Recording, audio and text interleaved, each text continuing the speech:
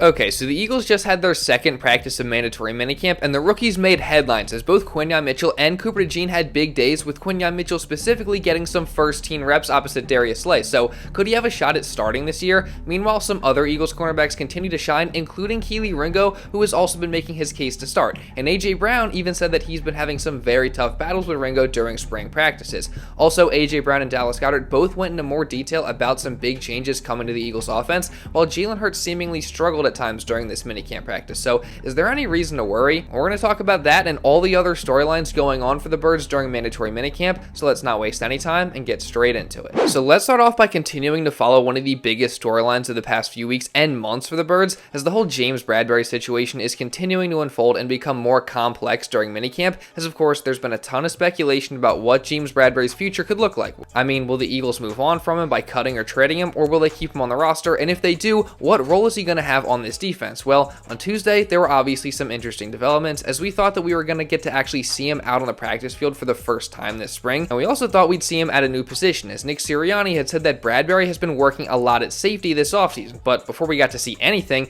JB left the field during individual drills with some sort of injury and did not practice. So then the question became, well, is he going to miss practice time for the rest of minicamp? And the answer is yes, as Bradberry did not practice on Wednesday and he was off to the side instead. Now, this specifically doesn't really give us any more information on the Bradberry situation as a whole, but does continue to leave us in suspense about what his future looks like with the Birds. So you guys let me know your thoughts down in the comments. What do you think is going to end up happening with Bradberry? But now, moving over to some of the other cornerbacks that we've actually got to see out on the field this spring and have impressed at that, we look at one of the new guys in Isaiah Rodgers, who was back starting for the Birds opposite Darius Slay during Wednesday's practice. And this is notable because on Tuesday, Rodgers was with the second team behind Kelee Ringo, who got the start. But the Eagles decided to switch back to Rodgers on Wednesday, which is definitely fair because he's probably been one of the most impressive players for the Birds all spring, as he was the standout of OTAs, making some great plays throughout those practices, including getting a pick six on Jalen Hurts that was just an incredible play from Isaiah. And he's continued to look good during minicamp, and Rodgers' performances have not gone unnoticed, as AJ Brown absolutely praised him during his press conference on Wednesday. For a guy that has not played football for a year and coming back, it looks like he's been playing nonstop. Honestly, I'm gonna give praise to him, give him his flowers. You can tell he loves football. You know, he's happy to be back. You can tell he's jumping all over the field. You know, he just literally just told me and walked through he gonna have 2 picks today, and I told him not against me, but go get him though. You know, but he's happy, man. He's happy to be back. You know, he's flying around. You know, and he's going to do special stuff for us this year. Now, while Rodgers, in fact, did not have 2 picks on Wednesday, it is still just awesome that he has that confidence, and he looks as good as he has despite not playing football for an entire year. So, like AJ said, he deserves a lot of credit for that, and I'm definitely watching out for him to compete for a starting job this year. But another guy I'm keeping my eye on who's possibly competing for the same job is this second-year man, Kelee Ringo, as even though he got bumped down to second team on Wednesday with Rodgers going back with the starters, Ringo still had a very nice day, carrying over his great performance from the previous practice, as he apparently had 3 really good reps in coverage all in a row, and he also had a pass breakup at one point on a throw from Kenny Pickett to John Ross. So it's great to hear that Ringo's playing well, and he seems to have gotten a lot better from last season, and that's something that AJ Brown spoke about on Wednesday, as he alluded to the fact that he and Ringo have been battling at times this spring. Kelee is difficult at times, you know, going against, because you go against him.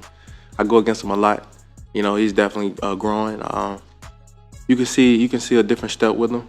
You know, I'm not gonna put too much pressure on him up here, but you definitely see a different step with him, and you know, he's hungry. You know, he's competing at a high level. Based off that, it certainly sounds like Ringo has been putting in the work this offseason, and he's also been challenging AJ at practice, which is definitely an accomplishment, and Ringo seems to be embracing that competition with AJ, as he sees it as a great opportunity to get better. As you guys know, he's a great all-pro receiver. I feel like just going against a guy like that every single day can only help me get better, as well as last year on scout team too. It definitely helped me elevate my game, which actually gave me the opportunity to be able to play. So yeah, going against AJ is a great opportunity. So I think that's the exact right mentality for Kelee to have. And overall, I just love what I've heard about him for these couple practices at minicamp, and same goes for Isaiah Rodgers. So it's going to be interesting to see how this competition plays out as the offseason goes on. And that becomes even more true when you consider the fact that we haven't even mentioned the rookies yet, as it seems like they're going to have their chances to prove themselves and maybe even push for a starting spot too. As on Wednesday, the first rounder Quinyon Mitchell got some first team reps in dime looks just like he did on Tuesday, but then the more exciting news is that he actually rotated in with the the first team for a bit and got some reps at outside corner over Isaiah Rodgers. So I feel like him getting these first team reps is only an indicator that Mitchell will in fact have a fair chance to prove himself and maybe potentially even earn a starting job this year. And obviously there's going to be a ton of competition there for that spot, but Mitchell certainly will not shy away from it, as AJ Brown recalled a moment from earlier this offseason where Quinyon's competitive spirit was on full display. Q doesn't talk as much, guys. I don't think y'all know that. He doesn't really say anything. And the first words I heard from him was like, "Hey, that route was trash." I said, "What?" I said, "You don't even talk and you talking trash." And so it was funny. It was funny to hear from him, you know. And I told him, I said, "All right, I like to see that. You know, I want to see you step up, because he's not gonna be playing against me. He's gonna be playing against other guys, and you know, I want to see him, you know, hold his own." You know, and I told him, I said, "All right, you took the first step, but I said, now you got to back it up. You gonna have to walk. You have to walk that walk." And I've been looking forward to getting some reps against him. You know, So just like AJ, I love to hear that, because it's just great to hear him gaining confidence and holding his own. And it seems like the other rookie corner in DeJean has been holding his own too, as he also got some first team reps on Wednesday, his coming in the slot where he actually had a rep against tight end Dallas Goedert that he had great coverage on, but the throw from Hurts was perfect and it ended up being a completion.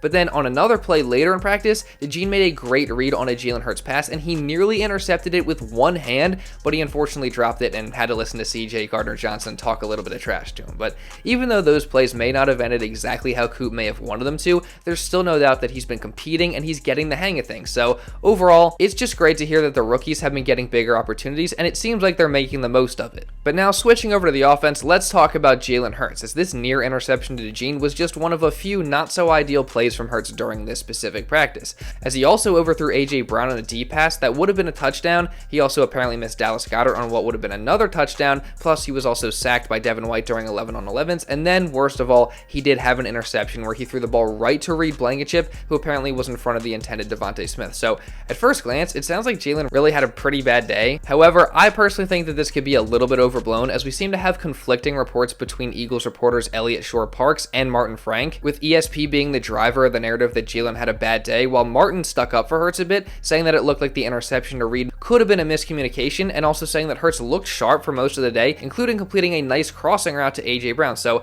I don't know, personally, I'm a little bit more inclined to believe Martin Frank due to some things that I'm not going to go into in this video. But even if Hurts did have a bad day, who cares? I mean, we're still early in the offseason, and it's a freaking minicamp practice at the end of the day, so I don't really think there's any reason to worry. Plus, you have to take into account the fact that Hurts and the Eagles are still in the process of learning the new offense, and obviously, not everything is going to be perfect this early on, and based on certain statements from various coaches and players, along with different reports, it seems like there are a lot of big changes coming to this offense that everyone's trying to learn right now. For example, on Tuesday, Devontae Smith said that this offense kind of gives the receivers more freedom, and there's a lot more motion and putting guys in different positions and just matchup hunting than there were in past years, and AJ Brown seemed to agree with Smitty's statement that the receivers have more freedom, as he said this about the offense on Wednesday. Devontae said yesterday that the receivers have more freedom in the new scheme. Do you agree? Could you elaborate? yeah. And how? I'll say just when it comes to certain routes, trusting each other, me and Jalen, Smitty, everybody on the field, just trusting each other to be on the same page, and you know, make sure you at the spot when it's time. You know, I think that's a pretty good thing, pretty fun thing for our receiver too. Now, I've already talked endlessly on this channel about how I love the changes that the Eagles are making on offense, whether it be putting the wide receivers in motion or different formations or targeting the middle of the field more, but there is one change to the offense that nobody has really talked about, and it involves the tight ends, as Dallas Goedert revealed another new exciting tweak that Kellen Moore has implemented this spring. Yeah, there's definitely different stuff for us. Obviously, we're moving around, trying to get tells with the defense. You know, getting into those quick throws to the tight ends has probably been one of my favorite things that we added into it. I think those can be beneficial for the tight ends and the whole team as a general. So that's probably what I'd have to say. So I definitely love this. I mean, I feel like quick throws to the tight ends and just quick throws in general are something that was missing from the offense last year, and I definitely thought that they should have been utilizing Dallas Goedert more as a safety blanket over the middle of the field and also a check down option as well. So it sounds like that will be a part of the Eagles offense this year, so that is super exciting. And overall, again, it's just going to take some time for Jalen Hurts and the Eagles' entire offense to get this new system down, but it seems like they are coming along nicely so far. And someone else who is coming along really nicely is the newly signed receiver John Ross, as he's been very impressive ever since signing with the Birds, and specifically in minicamp, as he had a really nice day on Tuesday as he caught 4 of his 5 targets and even got some first team reps. And then Ross was able to carry over his impressive play from Tuesday into Wednesday as he got more first team reps, and he even caught a pass from Kenny Pickett with one hand while he was with the second team. So it seems like Ross has been impressing people and quickly climbing the ranks, and he's doing a great job early in his mission to win a roster spot, so I'm certainly rooting for him. But now, getting into a couple final notes from Wednesday's practice, Nakobe Dean was once again behind Zach Bond on the second team, although he did rotate in with the first team briefly, but for the most part, again, he was on the second team, so he's going to be interesting to watch as he's going to try and compete with Zach Bond to start. And then Jalen Carter apparently also knocked over Tyler Steen in 11-on-11, so that's pretty crazy, and Carter continues to prove that he's just an absolute monster. And yeah, that pretty much caps it all for day 2 of mandatory minicamp, but we still got one practice left, and then we just got a bit of time before Eagles training camp rolls around. So I'm going to be covering all that and just everything else Eagles related year round here on this channel. So if you don't want to miss any of that, make sure you subscribe, and also really importantly, turn on notifications so you're notified instantly when one of these videos is uploaded. And also, while you're at it, make sure you drop a like to show some support. If you did enjoy this video, I'd greatly appreciate it. And also leave a comment down below just regarding anything that I talked about in this video. And if you want to watch another video going in depth on the Eagles' first day of mandatory minicamp, you can check this out right here. And now with all that being said, that's pretty much all I got for this one, guys. So thank you all so much for watching, and I'll see you in the next video.